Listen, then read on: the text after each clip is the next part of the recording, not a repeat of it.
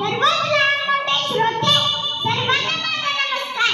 मी देवांश पंत लखन पाथरकर, जिल्हा परिषद प्राथमिक शाळा काटेवाडी इयत्ता पहिली चा विद्यार्थी आपल्यासमोर विषय मांडत आहे. मला काय वाटते हे बघा मंडळी, मी अवघा 6 वर्षाचा.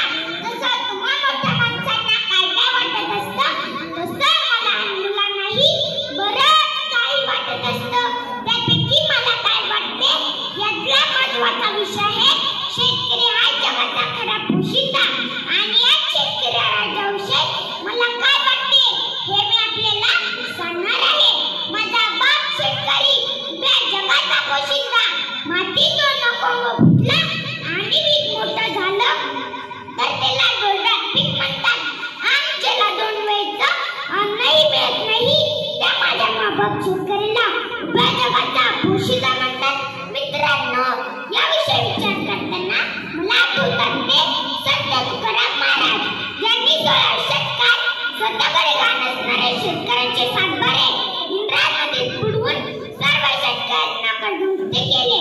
आणि काही विषयी विचार करताना मला आठवतात ते छत्रपती शिवाजी राजे यांनी शेतकऱ्यांचे राज्य निर्माण केले.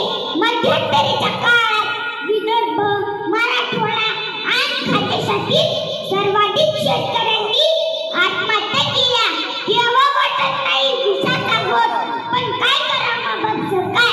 मातीच्या अवसानं कधी भरतं का उपट, मातीच्या अवसानं कधी भरतं का उपट. शेतकऱ्याच्या भागाचा पोशिंदा अन्नदाता अशा अलंकारी शब्दात शेतकऱ्याचे वर्णन केले जाते. शेतात एखादी चांगली पिकांनी की तो फार आनंदी होतो. त्या पिकाची कापणी करतो आणि ते पीक घेऊन त्या जगाचा उदरनिर्वाह करीत असतो. मित्रांनो, शेतकरी म्हटलं की आपल्यासमोर 2च शब्द येतात, ते म्हणजे भेटीचे दोरी आणि पैशाचा तुटवडा. काही चिरून जाता होती. कधी शेतकऱ्याकडे पैसा आहे असं ऐकले का तुम्ही? तर त्या जगाचा पोशिंदा आहे. माझा दिलदार शेतकरी सर्वांवर प्रेम करतो. पण बघा ना, निसर्गाची साथ नाही, नशिबाचा हात नाही, दुष्काळाच्या कृपा काही पाठच सोडत नाही. आकाशात काय ढग झुमू लागले की माझ्या शेतकऱ्याच्या मनात एकच असते हो, ती म्हणजे माझा काळ ठोपा कोसळणार का, कारण त्याची पेरणी थांबलेली असते. आज शेतकऱ्याकडे सिंचन व्यवस्था असल्यामुळे कसा पीक येतो हो, पण मला दुष्काळामुळे सगळं धुळीस मिळतं. त्यानंतर सुद्धा शेतकऱ्याच्या शेतमालाला कधी भाव दिला जात नाही. म्हणूनच शेतकरी कर्जबाजारी होत आहे आणि शेतकरी आत्महत्या करत आहे. तो शेतकरी आहे, तो जनतेला भुका ठेवणार नाही. शेतकरी जगाला पाहिजे की ते इंडिया डिजिटल झाली तरी भाकरी काय डाऊनर कॉलर मिळणार नाही. बरोबर आहे ना? माझ्या पेरेत नाही 2 थेंब पाणी, गोडे नाती गाठी, दुष्काळची गाठी. ऊस जाते जळून, कापसा लागते कीड. ऊस जाते जळून, कापसा लागते कीड.